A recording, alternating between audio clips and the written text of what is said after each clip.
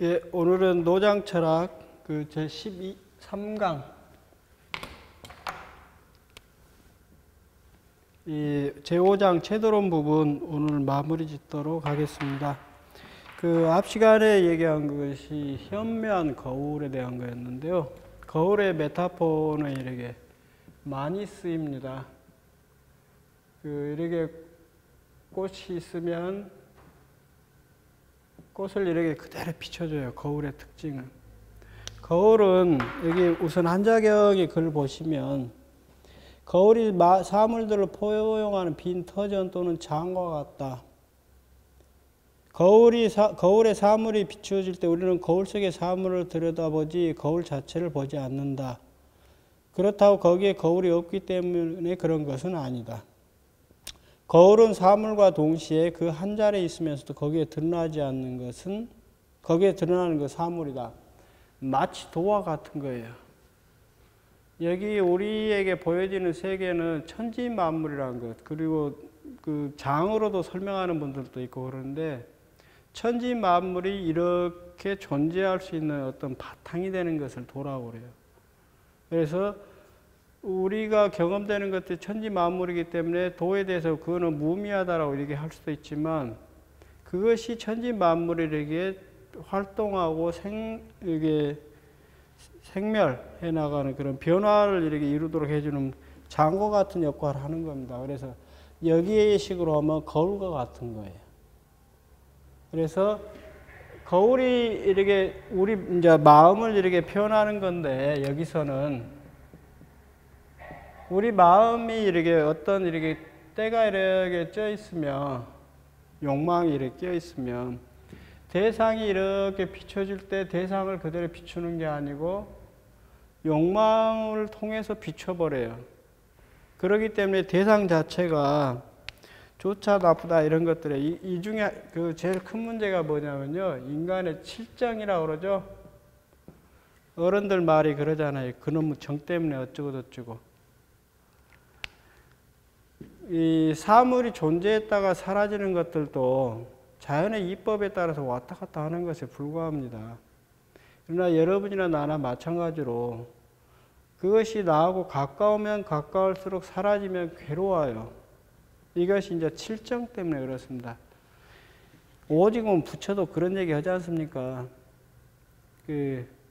애별리고 사랑하는 것과 헤어진다라는 것. 근데 우리가 한번 조금만 이렇게 생각을 해보세요. 우리가 하루를 살아가면서 수많은 죽음들을 만나요. 여기 학교 오면은 개미들 많잖아요. 여러분들 발에 밟혀 죽고 그러거든요.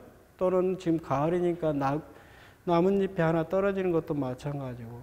그것을 이렇게 나무 입장에서 우리가 이렇게 바라보면 뭐예요? 그것도 죽음이에요. 근데 그것은 우리는 너무 일상적으로 당연하다 이렇게 받아들이는데 이 정이 작동하게 되면은 애별리고 부모 형제 죽는 거 너무 당연한 거예요. 부모 형제가 죽는 것들도. 근데 그것은 우리가 감정이 개입이 되어서 나하고 가까운 사람이 죽으면은 굉장히 괴로워합니다. 너무도 자연스러운 건데 내가 죽는 것도 마찬가지예요. 자연의 이법에 따라서 여기에서 이렇게 태어나서 지금 살아가고 있지만 언젠가 되면 이렇게 죽어서 흩어져야 돼요. 그것도 당연한 겁니다. 근데 그것이 바로 뭐예요? 그렇게 보지 못하는 이유는 마음에 이렇게 뭐예요? 때가 끼었기 때문이에요. 그러니까 무엇이 거울처럼 어떤 대상이 오면은 이런 때가 끼지 않은 마음, 때가 끼지 않은 거울처럼 그대로 비춰주면 되는데 정말 어려워요. 이론으로는 간단하지만. 그래서 거울은 사물을 포용하고 그걸 비추며 자신을 드러내지 않는 빈 공간과 같다. 그래서 거울은 거울로서 자신을 잃지 않아야 돼요.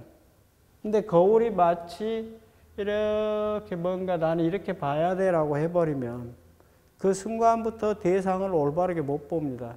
자기가 보고자 하는 방식으로 봐버려요. 우리가 그 실수를 계속 오죠. 태어나서 죽는 날까지. 저건 아름답고 추하고 좋은 거다 나쁜 거다 이렇게 자꾸 봐요. 삶은 좋은 거고 죽음은 나쁜 거다. 정말 그럴까요? 우리의 칠정이 작동하지 않고 우리가 이성적으로만 이해해보면 그렇지 않아요. 어떤 면에서 보면은 산다는 것은 너무 지겨운 일도 돼요. 고통스러운 일도 되기도 하고. 근데 그런 것들은 뭐예요? 어찌되었든 내가 괴롭다라고 바라보든 즐겁다라고 바라보든 마음이 거울처럼 때가 끼지 않고 바라보지 못하기 때문에 그렇습니다. 그래서 이렇게 마음이 때가 끼지 않은 거울처럼 바라봐야만 아까 얘기했던 선악 미추에서 다 벗어날 수 있어요. 이걸 다 벗어나야 합니다. 정치하는 사람이 그렇게 편견 갖고 정치하면 안 돼요. 그 다음에 아래 보시면 거울은 그 앞에 주어진 사물에 의해 혹은 그 사물 비춤으로 인해 거울 자신을 변화시키지 않는다. 때가 끼지 않는 거예요. 원래 거울은. 거울 자신 스스로 변화됨이 없어 즉 자신의 빈 공간과 같은 장으로서의 특징, 장과 같이 이렇게 펼쳐지는 거예요. 그래서 도라는 것은 천지 만물이 어떻게 활동을 하든지 그냥 내버려둬요. 그런 거 있잖아요. 뭐 이건 좀 말을 잘해야 할 것 같은데 인간이 착한 일을 하면 선한 결과가 있고 악한 일을 하면 나쁜 결과가 있다 이렇게 자꾸 가르치잖아요. 수천 년 수만 년 동안 인간 사회가 과연 그럴까요? 만약에 그렇다라고 하면 내가 질문할 수 있는 건 그거예요. 악한 짓을 한 사람에게 악한 벌을 내리고 선한 행위를 한 사람에게 선한 결과를 주고 하는 그것은 뭐예요? 그 주체는 신이에요? 아니면 뭐예요? 불교는 인과라고 그러는데 가족들 논증 못 하잖아요. 근데 그것도 어떻게 보면 인간의 어떤 요청적인 그런 설명에 불과합니다. 제가 볼 때는 그래요, 저는. 그래서 아무튼 여기 보시면 마음 92쪽 봐보세요. 거울 얘기하고 바로 마음 설명해 놓은 거니까 마음 역시 그러하다. 마음이 스스로 자신의 모습을 잃지 않아야 대상을 바르게 보고 바르게 알 수 있다. 근데 우리 마음에 이렇게 때가 끼어 있으면 상대방이 예를 들어서 내가 어떤 좋아하지 않는 사람이에요. 싫어하는 사람인데 상대방이 옳은 일, 잘한 일을 했어도 저건 옳지 않은 거야 해버려요, 이게. 왜냐하면 때가 낀 거울로서 세상을 바라보기 때문에 그렇습니다. 정치하는 사람이 이렇게 하면 어떻게 되겠어요? 그러니까 정치하는 사람들 옛날 여러분들 역사에서 보면 맨날 보는 게 그거죠. 임금이 정치를 엉망을 했어요. 그래서 충신이 임금에게 임금님 그렇게 하면 안 됩니다 하면 뭐예요? 임금이 폭력을 써서 죽여버리잖아요. 이것도 뭐예요? 거울로 낀 마음으로 바라보기 때문에.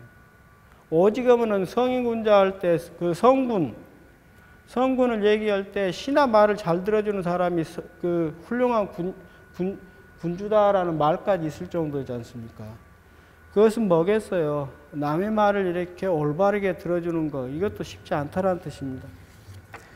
그런 마음으로 들어가면 어떻게 되냐? 현동 이게 건물의 현자에다 이게 동자인데 오묘한 같음이에요.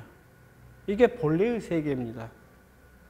온 우주의 천지 만물은 본래 하나거든요.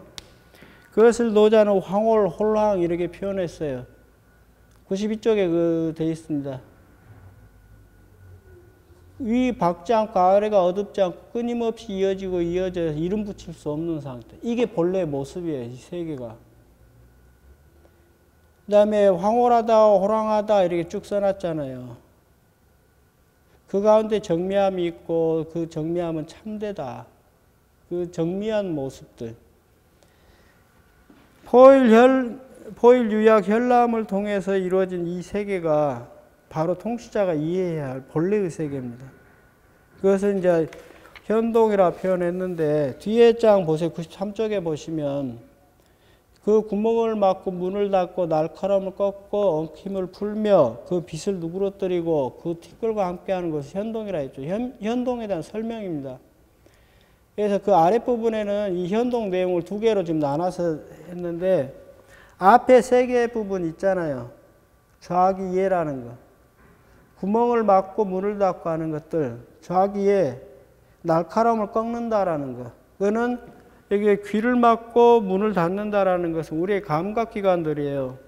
근데 우리의 감각기관이 밖으로 열려 있으면 날카롭게 다투고 싸워요. 근데 그것을 다 꺾어내서 닫는 작업입니다. 그 포일 상태예요. 포일로 들어가는 거. 그 다음에가 중요한 게 뭐냐면 포일로 들어가서 이걸로 끝이다라고 하면 혼자 공부하고 끝나는 거예요. 근데 그것은 그렇게 끝나면 안 됩니다. 이게 통치하는 군주 얘기잖아요. 그 다음에 외부의 사물들하고 만나야 됩니다. 그것이 그 빛을 누그러뜨리고, 여러분들 빛이 엄청 밝으면 어떻게 해야 돼요? 대상에 비춰지는 그 대상의 모습이 빛 속에 가려져 버립니다. 가려버려요. 군주가 뭐예요? 자기 잘났다라고 하면서 그걸 드러내고 뽐냈을 때 신하들도 대답을 하지 않고 군주의 잘못을 비판하지 않고 백성들은 군주를 두려워하고 돼요. 이런 것들을 나타냅니다. 그 티끌과 함께한다. 화, 기, 광, 동, 기진이라 이렇게 됐죠. 해, 기분, 뒤얽힌 거를 풀어버리는 거. 그래서 밖에 있는 이 세상을 또 하나 중요한 건 뭐냐면 이게 티끌이죠. 이 세상에 밖에 있는 것들, 더러운 것들이 함께해요. 티끌.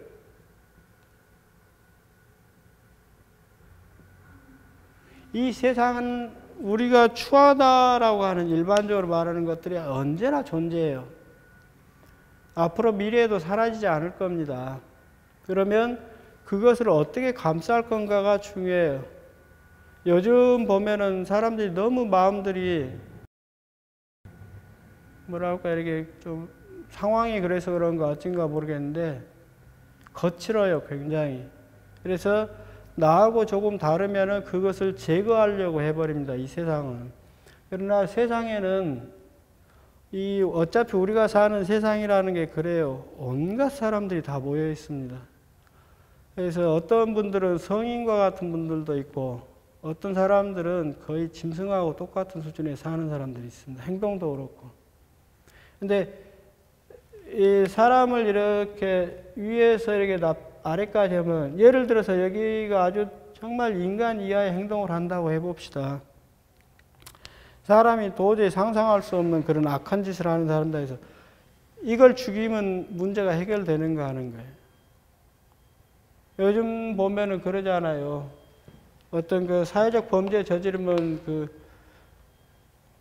인터넷 그 댓글 보면 그러던데 저 다 사형시켜야 한다, 뭐 죽여야 한다 그런 얘기 하더라고요.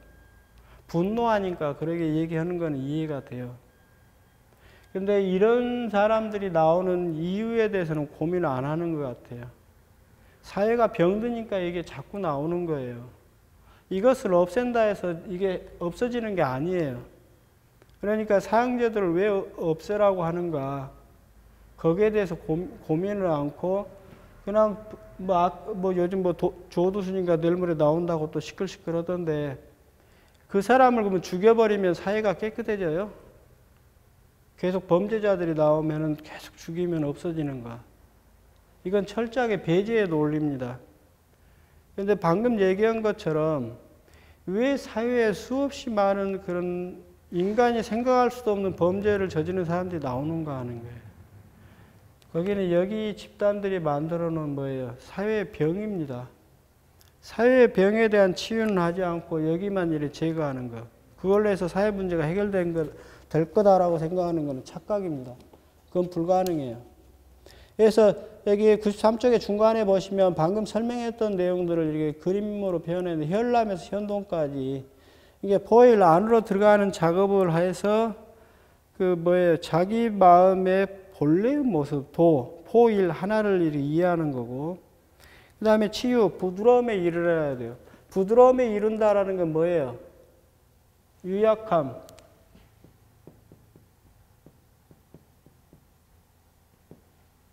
모든 걸 포용하는 거예요. 여러분들이 그냥 상식적으로 얘기해 봅시다. 나한테 잘해주는 사람을 내가 좋아하고 나를 싫어하고 뒷담화하고 하는 사람들 미워하는 것은 누구나 할 수 있는 일이에요. 그러나 어떤 집단에서 책임을 지고 있는 사람은 그 예를 들어서 우리가 직장 생활한다고 해봐요. 내가 어떤 과의 과장이고 이제 부하 직원들이 이게 5명 있다고 해보세요. 이 중에 보면 능력도 다르고 성격도 다르고 인생관도 다르고 어떤 사람들은 내 뒷얘기도 하고 막 그럴 거예요. 어떤 사람은 나한테 아부하는 사람도 있고 할 텐데 이 위에 있다라고 하는 사람은 나에게 나쁜 소리 하는 놈을 이렇게 내쫓아버리려고 하는 식으로 해서 정치하면 안 돼요. 여러분들이 사회 나가서 어떤 직장 생활을 해도 마찬가지입니다. 이 사람들을 다 이렇게 감싸할 수 있어야 돼요. 이게 지도자가 되는 길입니다. 그냥 나에게 이 유약함이 그거예요. 부드럽고 약하다라는 것은 이 전체를 감싸할 수 있는 힘이 있어요. 그것이 없으면은 높은 자리에 앉으면 안 됩니다. 그래서 현동을 구성하는 전제 조건은 인적인 모든 예법제들 폐기와 개인을 하여금 자각적으로 귀를 막고 입을 닫고 누르감 단절 상태를 추구하게 만드는 것으로 이것은 바로 구멍을 뚫는 행위가 대립된 구멍을 닫는 책략이다 이렇게 돼 있죠. 섭서연이가 이렇게 써놓은 말인데 인위적인 제도라는 것들은 인간을 끊임없이 이렇게 구속시키는 면들이 매우 강합니다. 그래서 이게 이제 자발적 도덕이라고 할 수 있어요. 이게 예를 들어서 뉴스 같은 데에도 좀 더 사회에서 좋은 일 하는 것들 있죠. 범죄보다는 오히려 범죄 사건은 좀 더 단순하게 처리하면 쓰겠어요. 그리고 사회에서 좋은 일 했던 사람들의 미담을 더 많이 이렇게 보여주는 것. 그것이 훨씬 사회를 건강하게 할 겁니다. 그거는 여러분들이 우리 사회 보수 언론 매체들이 방송하는 거 봐보세요. 끊임없이 어떤 사람을 범죄자로 만들어 놓고 그 뒤를 캡니다. 그래서 원래 이 사람은 나쁜 놈이야 이렇게 계속 뉴스에 나와요. 근데 원래부터 나쁜 거는 이 세상에 존재하지 않아요. 그것이 여기 아래 보시면 여기 장자글을 써놨는데 혼돈의 죽음. 이게 뭔 뜻이냐면 이게 우리가 지금 살아가는 세계가 인위적 질서예요. 여기 인위적인 모든 도덕 예법 제도 있잖아요. 예약이라는 거. 그 당시에는 예약 제도였는데 인위적 질서에서 자연적 질서를 해보자라는 거예요. 요즘 우리 세계적으로 나오는 기상 이변부터 해서 이거 지금 온도가 지금 올라가는 것도 있고 그러잖아요. 이것도 사실은 그래요. 해결책은 간단합니다. 좀 더 먹고 입고 쓰는 것들을 단순화해야 돼요. 삶을 단순화해야 합니다. 인간이 만들어 놓은 질서들, 그리고 지난 19세기부터 벌어졌던 식민지 전쟁부터 세계를 지배하는 논리들, 다 백인 놈들이 지금 만든 문화예요. 이것을 본래의 자연의 세계로 이렇게 돌아가자라는 겁니다. 나도 이제 시골에 집이 있어서 이렇게 가끔 시골에 내려가는데 길에 보면 로드킬 있잖아요. 동물들. 전번에도 하나 보니까 엄마 고라니하고 새끼 고라니가 길에 그대로 쓰러져 죽어 있어요. 엄마 고라니 옆에 있고 조그마한 고라니 새끼가 죽어 있더라고. 아무도 안 치고 이렇게 지나가던데. 좀 지나니까 치웠던가 뒤에 안 보이더라고요. 이런 것들도 다 뭐예요? 요즘 멧돼지가 막 농작물 피해 입히고 하는 것들. 다 인간의 탐욕 때문에 자연을 파괴하니까 생기는 것들이에요. 이것이 뭐냐면 여기 혼돈의 죽음이에요. 자연의 질서는 본래 혼돈의 모습입니다. 온 만물들이 서로 어울려 살아가는 것들이에요.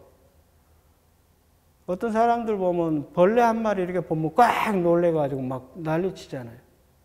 벌레도 다 생명이에요.